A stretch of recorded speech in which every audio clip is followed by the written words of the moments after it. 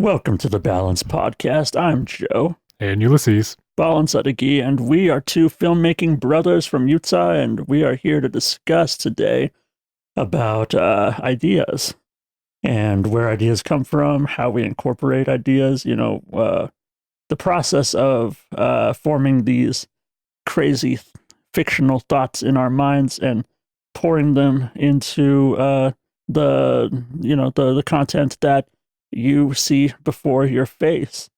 Ulysses, what are some? Because I know something about this subject is that ideas kind of just sort of pop out of everywhere. But if you were to have to nail down maybe three or four main sources of where you get ideas or how you get ideas, what would they be? Um, well, I mean, honestly, like you were saying, like ideas, they come from pretty much everywhere.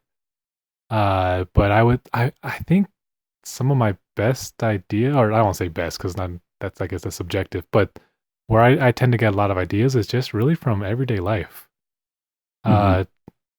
Uh, just thinking about, observing the world around you and, just thinking, oh, I wonder what would happen if XYZ happened. Or, you see it, just seeing someone walking down the street and you're like, oh, I wonder what their story is. Mm-hmm. And just, then this story pops up in your head like, oh, maybe, he's on the run. Oh, what would happen if like he had superpowers? Maybe he's a super villain, just like Yeah, these different, just like everyday just life, like just thinking about experiences I've had, and then I guess just asking different questions and making it making different scenarios bigger than they actually are, and you just kind of get ideas. I think a common trend for ideas is these what if questions, right? Like, what if I could fly? Or what if, I mean, I think that's where fantasy and sci-fi and all these like different fictional genres originated from, was people thinking and coming up with these crazy stories like, oh, one time a man could throw a massive boulder with just his bare hands, and people were like, what? And then it kind of, I think that's kind of how that originated, and we've just taken that basic concept and we just expound on that. We make it more of we flesh it out. We add layers to it. We add characters to it. We add a whole world around it and this entire story. And we try to make it like, especially in genres for like that could be described as sci-fi or fantasy or horror. These more out there genres. I think um there's a tendency to assume that, well, anything goes. But I found that it's more like these ideas are kind of like the control in the experiment, if you know what I mean. Like in an experiment, in a scientific experiment, you often have the control, whether which is the factor that you don't change, and then you change the other factors to see how different things end up. For these genres, oftentimes the control is the stuff that you're not changing. So like how people behave, how the world works if you are setting your story in in modern time in our actual world, but changing stuff so that maybe people have superpowers in your world or stuff like that, and that's the stuff you change. But everything else you try to make more believable, if that makes Hmm. sense. Yeah, yeah, for sure. And just as you were talking about that, I also was thinking, oftentimes ideas can just come from a single line that someone says. I was just Mm-hmm. thinking because I have a running list of ideas for stories and whatnot on my phone, and I probably like half of those came from like one sentence my wife said, and then that just sparked, oh, it would be funny if this happened. Like, Yeah, I think also a lot of ideas can come from when you read or see other people's stories and you and think, you want to do better. yeah, you want to do better, or you're like, well, I didn't like that ending. I would have preferred this, or Yeah, or this should have happened. Brandon Sanderson says he does the exact same thing. Respect for all the story, like people who make stories and everything, but sometimes I'm like, I think it would have been better if this would have happened. Yeah, yeah, Like, totally. I'm not sure if I'll ever actually do this or how I would do this, but I seriously, seriously would love to do some kind of, I don't want to say remake, but take the same concept of Darth Vader, but Hmm. like the prequels, like I was pretty disappointed with Darth Vader and the like how they built up his story in the prequels. Anakin specifically. Yeah, Anakin. But I that whole storyline of like, oh man, there was a guy who was like really good. He was supposed to, bring balance to the force or be like this super person, and he ends up turning bad. That's a really cool idea in and Like of that itself. whole concept, I'm like that. I think they could have done better in the prequels, and just something in the back of my mind might want to do something like that one day. But who knows? But just things like that where it's like, man, they could have done so much more with that. And Yeah, the cool thing is that, well, if you have an idea, you can go write it. yeah, totally. I mean, that's the best part about being a storyteller. Whether you're a filmmaker or a writer or even like a video game designer or a musician, like if you tell stories in any capacity, you have the power to make whatever you want. Mhm. That's I mean, that's the big appeal of it to me at least. At least that's one of the bigger appeals. I find that a lot of my personal ideas tend to be character ideas. I don't know if that's if you can relate to that at all, but like if Kevin, which the name suggests, is any indicator or even judged, a lot of these which I wrote, but a lot of these ideas that I have tend to come from what about this character? What about this character in this situation? How would they cope with that? How would they work their way with these, with this dilemma that they are in? What about a guy who is constantly seeing what is about to happen, is constantly seeing the future? How would he act? How would that change his entire psychology from an everyday Joe? Or a guy who's half demon who can interact with the dead, who's constantly seeing ghosts and is interacting with all the supernatural crap. How would he deal with that? And so a lot of my personal ideas tend to come from these. I'm writing a novel right now. I've been writing it actually for the past like 5 years on and off.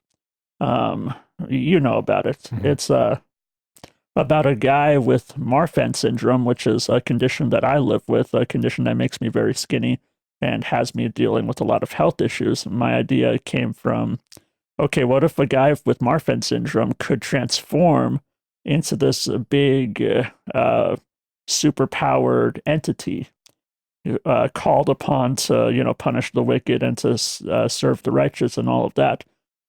How would he deal with that? Because like anyone who is dealing with that would have an interesting time with it. But what about someone who was on the opposite spectrum of having superpowers? And so I guess what I'm trying to say is a lot of my idea forming process comes from taking people who just don't belong in a situation and forcing them into that situation because that makes for inherent conflict, and conflict is where stories come from. Mhm. What else would you say? Well, just going along with what you were saying, because what I was actually thinking about was, I think more on in my head, I have more situational ideas, Yeah, not necessarily characters. Um, but uh, I guess kind of moving forward on the with ideas is like, once you have an idea, whether it's situational, whether it's character based, mhm. obviously, like you were saying earlier, the next part is build upon it, and I I think that sometimes the part that's the hardest for people is to actually build upon it. Oh, They're totally. like, oh, wouldn't it be so cool if, you know basically had a mix of the Hulk and John Wick, like, or whatever. They have that. You have an I just idea. picture that, and now, thank you. I have too many ideas already. Now I want to make that. But the next part. Maybe this is a whole different podcast, but the next part is obviously fleshing it out because there's just because you have an idea, that's not the end. That's just you have to build upon it. And um, what I was getting at though is that uh, where I think you might have the advantage is that the the most important part of a story is its characters. And I so agree. even though you have an I think sometimes we see this in some Hollywood movies and sometimes books and whatnot where people have good ideas of a situation, Yeah. but if their characters aren't developed or they're not interesting, then it's like it the story sucks. Yeah, there are a couple exceptions, but for the most part, I think that's true. One exception that comes to mind is probably Jurassic Park, hmm where it has a couple of, I mean, it has decent characters, but it's not like rooted in the characters, Well, so to speak. Jeff Jeff Goldblum. Okay, there's Jeff Goldblum, and he is entertaining to watch, which is part of, what makes you want to continue on with these characters. But even more so in the book, the characters are kind of just like a necessary evil that the author had to put in just to make this idea work. Except, luckily for Michael Crichton, the idea was cool enough that it worked anyway. well, But I he, but I think you're right. Personally, if there's no characters that I can hold on to, that I can relate to in some way, or at least that are interesting to watch or read about, I'm not invested. yeah, even with Jurassic Park though. Now this might seem a little weird, but I would almost say, could you say that the park itself is the character? You just blew my mind, Ulysses. You just blew my mind. Actually, that's a good point. I mean, we could do a whole podcast on characters if you want. We might do that next time. Yeah, maybe we'll have to go watch Jurassic Um, Park now and come back. but I'd say we're gonna put a pin in that conversation, and we'll get back to it because I really want to talk about that. That sounds cool. This uh, this idea that a character is can be more than just a just a a single physical person, person. yeah, Yeah. like a human being. But back to ideas. What would you have to say to people who, and this is a completely foreign concept to me because I think most creatives, they're drawn to being creatives because they're just overflowing with ideas. hmm It just happens naturally for us. I think like we can't even stop. We couldn't stop having ideas No, if we tried. can't stop, won't stop. So this is foreign to me, but I've heard it said that some people have trouble coming up with ideas, but they still want to create something. What would you say to those people? I would say, well, a couple things that come to mind. One is I think you have to understand if you really are an idea person, Hmm. because I think that sometimes people want to be something that they may not necessarily have a talent for, and that's okay. Yeah, Maybe you don't, maybe you're not the best at coming up with original ideas, but you're really good at executing. executing or even expanding on someone else's idea. Yeah. So, phone's going off. Wow. How rude of you to interrupt our highly reviewed and highly listened to podcast. um, and then yeah, that totally threw me off. Um, but but secondly though, if you are, well, let me take a quick step back. So that'd be the first thing is one, know whether or not you actually are good at coming up with ideas.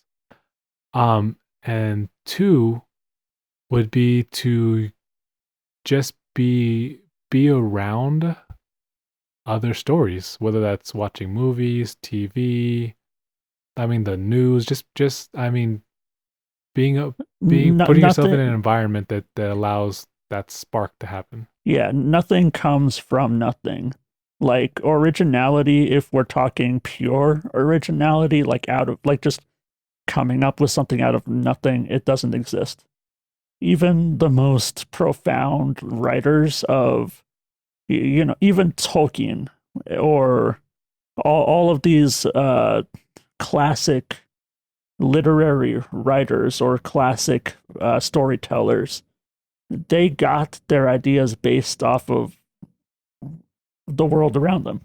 And they got these ideas like a dragon is a lizard with wings that blows fire. None of those things are something that someone just invented. They invented that combination of ideas. But you have to understand that when it comes to originality, all originality really is taking the stuff that you know or the stuff that you've seen or interacted with and putting a unique spin on it. Yeah, and also just last thing I would say though, when it comes to that is that odds are as well that you do have ideas. You just think that they're stupid, or you think, or rather, you think that other people are going to think that they're stupid. I think if you especially have some kind of talent, if you're in the creative space, you have ideas. You just think that they're not good. Well said. Something that has come to mind as we're talking is that there is, and you said this, there's definitely a difference between coming up with ideas and actually executing on them.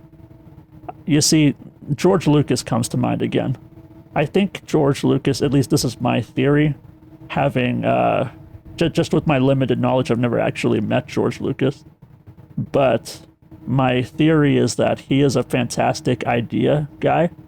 I mean, how could he not be? He came up with Star Wars. But I don't think he was necessarily the right man every time to execute on those ideas. In writing, the prequels were a fantastic idea. They just weren't carried out in a way that I think any human being besides George Lucas could have possibly have carried them out. Like, what the heck, man? So I think there's this difference between ideas and executing on them. And that's actually, honestly, if I'm being honest with you, that's something that I'm a little scared of because I keep wondering, am I just an idea guy? Can I actually carry this out?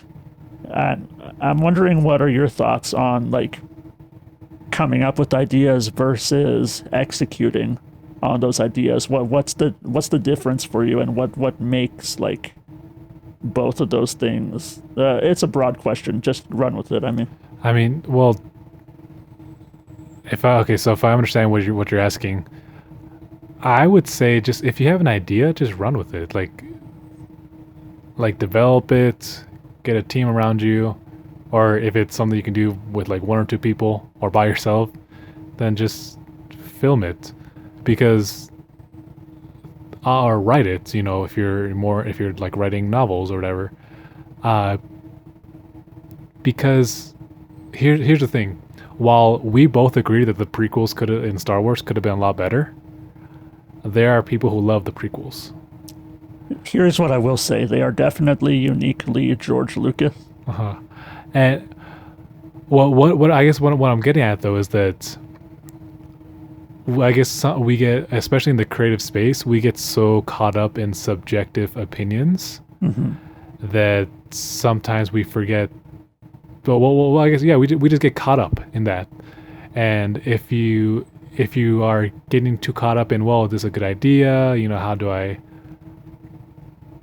do this? Then I think it limits your capacity to create, because the more you create, the better you'll be able to execute in the future. Like, right. If you just keep holding back, then you're not going to progress in developing your creative capacities. And whether that's writing, whether that's directing, whether that's being a gaffer, or whatever you want to do, or inventing the next the first big VR or AR game that's gonna be the next whatever.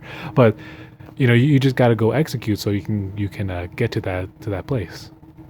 It seems to me that ideas tend to be more of a natural like ability that some people just tend to have more than others, and some to different extents. while executing tends to be more of a practice thing. Like, the more you, I mean, there are people who are more naturally gifted or geared towards that execution of a story. Hmm. But I think that for people, someone to become great at storytelling itself, not just the idea, they kind of that's only done through practice and just yeah, practice. Hmm. Yeah. So I guess when it comes to ideas, all we're really saying is that you can get them from anywhere. Like, keep your eyes open, honestly. Just like, I think there's a certain amount of self-awareness that you gotta have. Basically, to just keep your mind open to uh, different possibilities, and you'll find that ideas are all around you, really. Yeah. And then just again, like I was saying, once you have an idea that you like, that you feel like, hey, I actually would like to develop this, then just again run with it, How because how do you pick which idea? If you're like us, someone who is just overflowing with them, uh, like, this is something that kind of sometimes I feel a crippling pressure, if I'm being honest, about, because I know for a fact that I have already at 22 years old had too many ideas for me to possibly execute on in my lifetime. So obviously you have to run with some and not others. How mhm. do you choose? I'm going to tell you more. Well, I'll tell you my process more from an entrepreneurial standpoint, because I have lots of business ideas and Mm-hmm. things of that nature. The way that I honestly, if I ran with every idea I had business wise, I'd probably have like 15 businesses. Yeah, And quite frankly, I don't have that much energy. um, but the way that I think this it's two things. One, what gets you the most excited, and two, which one's the most practical at the time. Because I mean, 10 years ago, you might have had the idea of Endgame, but you definitely would not have had the budget, or yeah. the connections and whatnot. And so, even though that might get you super. This is like the third podcast we've mentioned Endgame in. Well, it was just such a good movie, guys. If for whatever weird reason you've never seen Endgame, go watch it. It's just such a good You should movie. probably watch at least a couple Marvel I movies mean, before you yeah. Oh, watch that was very Endgame. very good idea and very well executed. But but whatever so yeah, whatever you're most excited about and whatever is most practical at the time, because again, you might have this great idea for again something that could be the next Star Wars, or could be the next Endgame, or could be the next whatever.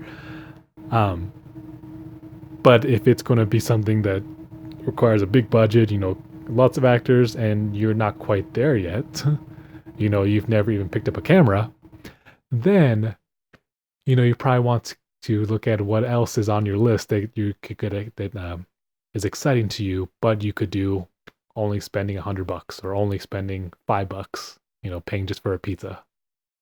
That's actually a really good point, especially for beginner filmmakers. And that's a lot of what our process has been thus far, is what can we do right now out of the ideas that we have.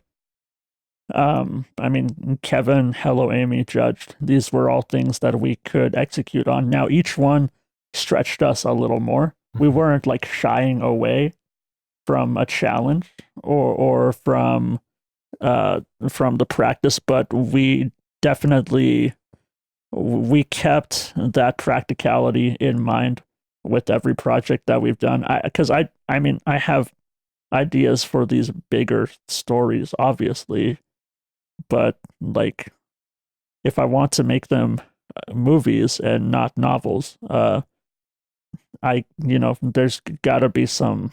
I either got to wait on that idea, or it's not going to happen at this time. Mhm. But I've got at least the beginnings of scripts in mind that we probably won't even be filming for 10 years or so. And that's again why I say, once you have an idea, go run with it. Go make it, because that gives you that puts in the reps and gives you the gives you the practice to um so you, wow, I totally lost my train of thought. But but Something about that reps. but yeah, but when you go and actually go and execute, then you're building the reps of being able to know how to make that big movie, how Yeah. to write that big novel, how to make that TV show, that that uh game, the make that album, whatever it might be that you're doing, you're not going to get there without the practice. Yeah. We're mainly talking about filmmaking here, but also I'm a novelist also, so like I have feet in both of those rivers. Um, and if any of you out there want to be a novelist or are novelists or are writers in any capacity, this still applies to you because my favorite fantasy novelist living right now, Brandon Sanderson, his big project, Way of Kings, which he he uh he published back in I think 2010 or so. He waited like 10 years before he put that big this is like his passion project that he waited 10 years. It's not that he waited necessarily. He wrote a version of it back before he was published, which happened in like '03 or something like that. And but that wasn't the first thing he published, right? He Mhm. published other stories, maybe like these more contained stories. His first story was a solo novel, Elantris, and he then moved on to a trilogy, and then he moved on from there. Even Sanderson, who is known for making these big novels and being very what's the word? He has a lot of output with his novels. Even he, with his big passion project, waited until it was more practical for him to put that out. Mhm. So this concept doesn't just apply to filmmaking where there's a lot of hands on deck, or where there's a lot of stuff going on behind the scenes. This applies no matter what you're doing. You gotta know what you can do right now. And I'm not saying don't go for what you want to do right now. I'm saying you got to understand what you can do right now. If you want to go try and make your big budget film, just understand it's probably not going to be big budget and it's probably not going to look as impressive right now. If you want to make it cool, go do it. But realize just what you are able to do, and maybe our advice would be to try to make something smaller to start out with, Mhm. just so your soul doesn't get too crushed. Yeah, I mean, I'll even add and maybe just end with, despite all the natural talent and athleticism that he has, even LeBron James had to learn how to dribble. Yeah, One of the best basketball players ever, he still had to start somewhere. He was not thrown as a baby into the NBA. He had to learn. we all got to start somewhere. And ideas, they come, they go. Just to watch out for them. I guess that's what we're saying. And know what to do with them. And anyway, I'm rambling now. Thank you for listening to the Balance podcast. You can follow us at Balance Productions on Instagram, also at Balance Official on TikTok. Thank you so much for listening. And Bye. film on. Yes.